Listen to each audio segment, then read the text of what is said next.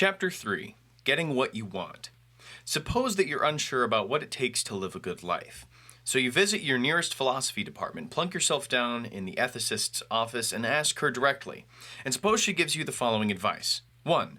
Love the one you're with. 2. Get in shape. 3. Dance. 4. Study philosophy. 5. Build things.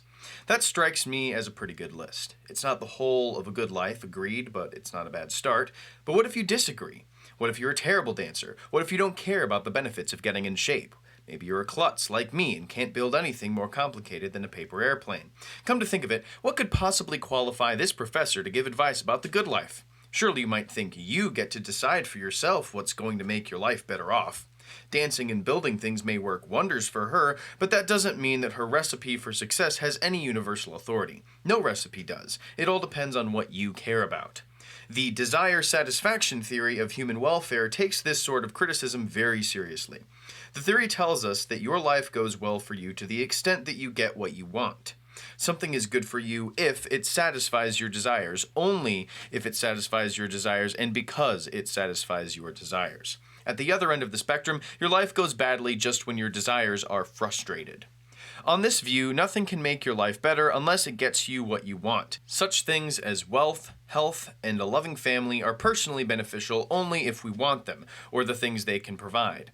If we don't care about them, then they can't make us better off. There's a lot to like about this theory. Here are some of its main attractions. A variety of good lives.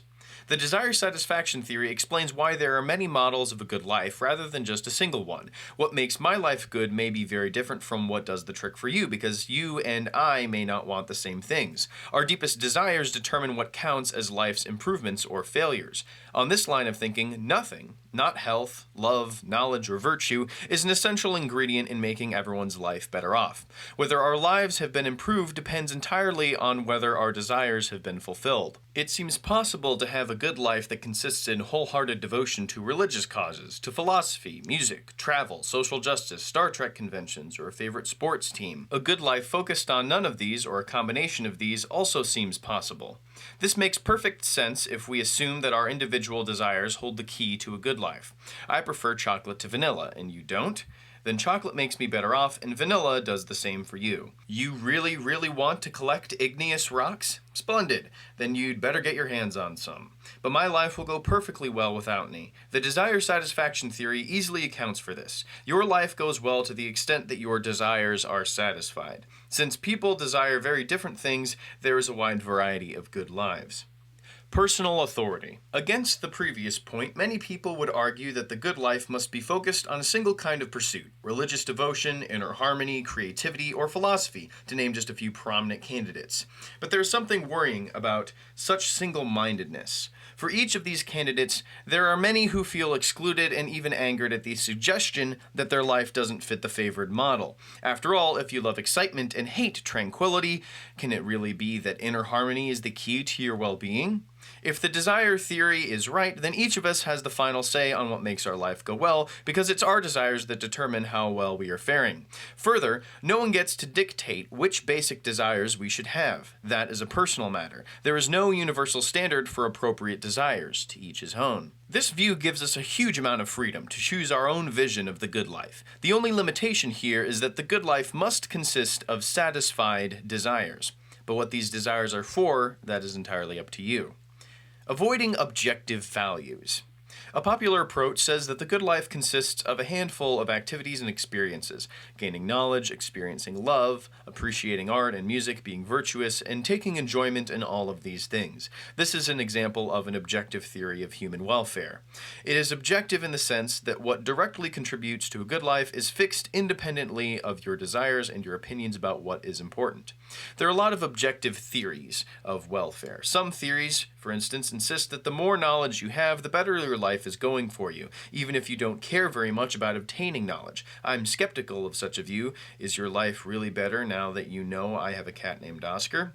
Other theories insist that virtue is required for a good life, no matter how you feel about virtue's importance. Hedonists claim that happiness is intrinsically valuable, even if, very unusually, you don't care about being happy.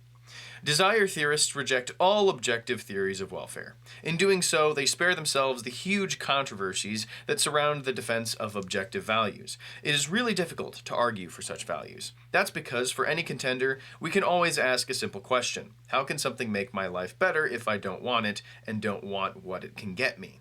Sure, if you want to be a star athlete or a world-class musician, then daily practice will improve your life. But if you have no such desires and don't care about anything that such practice can get you, then how could it be good for you? That's a very hard question. Desire theorists never have to answer it.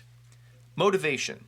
Many people think that something can be good for us only if we can be motivated to pursue it. This thought is what underlies many of the suspicions about objective theories. Some people are left completely cold when they imagine, say, a life of wealth or power. We suspect that if this is true, then such things really don't make them better off. These doubts can be expressed in the first motivation argument.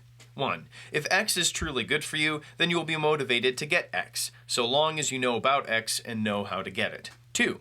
Many people who know about wealth and know how to get it aren't motivated to become wealthy. 3. Therefore, wealth will not improve the lives of such people. We can repeat this argument for anything that is said to be an objective good: virtue, religious observance, fame, health, and so on. Regardless of which good you put forward, i.e., no matter how you fill in the blank in the argument above, there will always be some intelligent people who don't care about it. The upshot is that this argument threatens all objective theories of well-being. Objective theories of well-being have a really hard time explaining the connection between what's good for us and our motivations.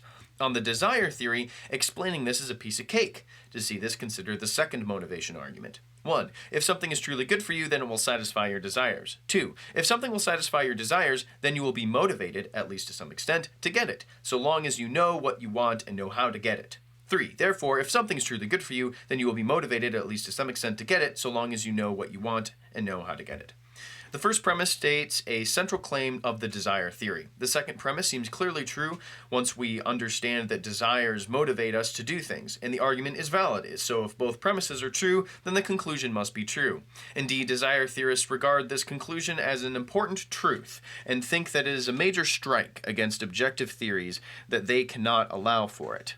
Justifying the pursuit of self-interest. What is the point of trying to improve your life? Many regard this as a rhetorical question. Desire theorists don't. They have an answer. I think that there is always some reason to do what is best for yourself. Almost everyone thinks so. But what if someone challenged this claim? Is there anything that we can say on its behalf? Desire theorists have something to say, and this is a big plus, since it is always best to be able to justify a claim rather than have to insist on its truth without being able to back it up. The desire theorist can offer the following argument to support the view that there is always good reason to look out for ourselves. Let's call this the argument for self-interest. 1. If something makes us better off, then it satisfies our desires. 2. If something satisfies our desires, then we have reason to obtain it. Therefore, 3. If something makes us better off, then we have reason to obtain it. Premise 1 states an essential claim of the desire theory, and premise 2 seems pretty plausible. Our wanting something gives us a reason to get it. If you want to lose weight, then you have a reason to exercise and watch your calories. If you want to ace that exam, you have reason to study hard. If you want to complete your collection of Romanian postage stamps, then it's a good idea to track down the missing ones and buy them. In short, if there is always reason to get what you want, and if, as the desire theory says, getting what you want always makes you better off, then there is always reason to make yourself better off. Contrast this with an objectivist theory of well-being. Suppose, for instance, that an objectivist claims that inner peace is good for you, whether you know it or not. But suppose that inner peace is not your cup of tea. You embrace risk, you hate to be bored, and you enjoy a life of turmoil and excitement. If you don't care about inner peace and it gets you nothing you do care about, then it is hard to see why there is any reason for you to seek it. The same goes for any other supposed objective good. Desire theorists easily handle this problem. If they are right, you have reason to promote your self-interest because you have reason to get what you want, and getting what you want is the key to self-interest. Knowledge of the good. If the desire theory is correct, then we have a straightforward answer to one of life's eternal questions. How can I know what is good for me? The answer is simple. Be clear about what you want. Then make sure you know how to get it. This isn't always easy in practice. I may really want to get someone to fall in love with me, but finding the best method to do this could be, to put it mildly, quite tricky. Difficulties can also arise if I want conflicting things, and don't we all? In such cases, you should fulfill the desire that you care about more.